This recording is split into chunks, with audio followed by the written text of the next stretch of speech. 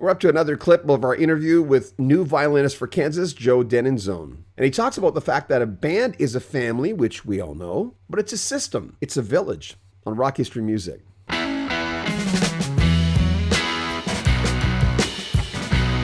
The members of Kansas include Phil Ehart, who's been there since '73 on drums. He's also their manager. Rich Williams on guitar, an original member. Bill Greer is their bassist, has been in Kansas since 1985. Ronnie Platt on lead vocals from 2014 to present. Zach Risby, lead and rhythm guitar, was with Kansas from 2016 to 2020, then came back in 2024. Tom Brislin, who's also been with the band Yes, 2018, and Joe Denenzone, joined in 2023.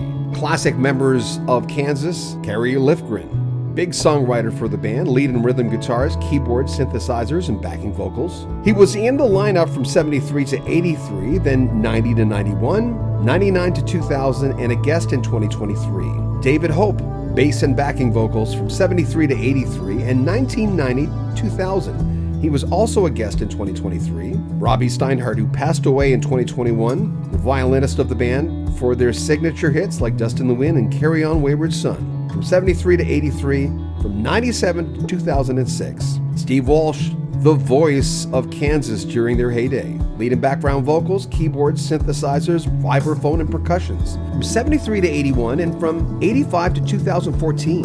John Elefante, also a lead vocalist, from '82 to '84. Steve Morris, known for Dixie Dregs, was their lead and rhythm guitarist from '85 to '89 and again in '91. He was also known for his stint in the band Deep Purple. Greg Robert was the keyboardist from '87 to '97. David Ragsdale played violin for Kansas from '91 to '97 and 2006 to 2023. And David Mannion, keyboardist from 2014 to 2018. A band is a system. And you go into a band, you go, oh, these guys do this. Oh, cool. Okay. I can learn from this, or yeah.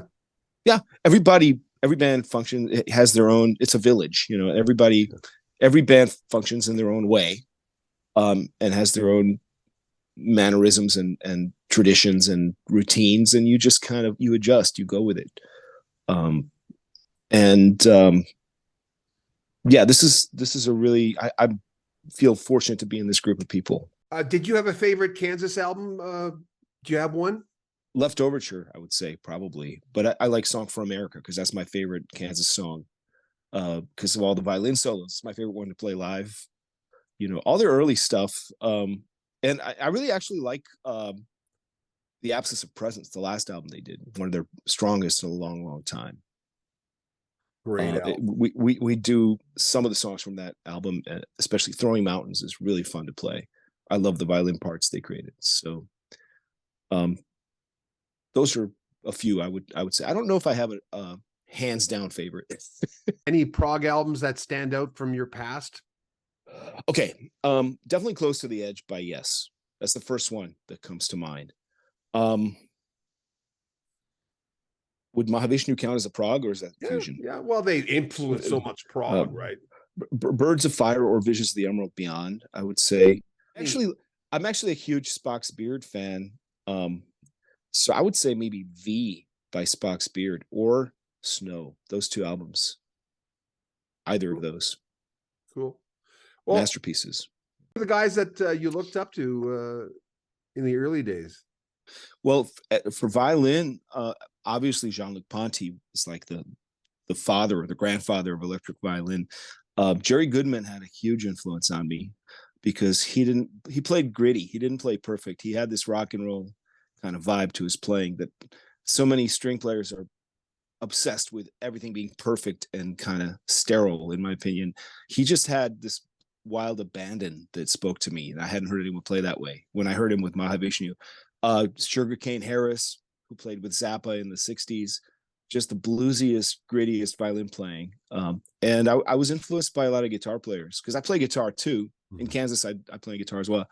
Like Steve Vai, Nuno Bettencourt, obviously Eddie Van Halen, Jimi Hendrix, Jimmy Page.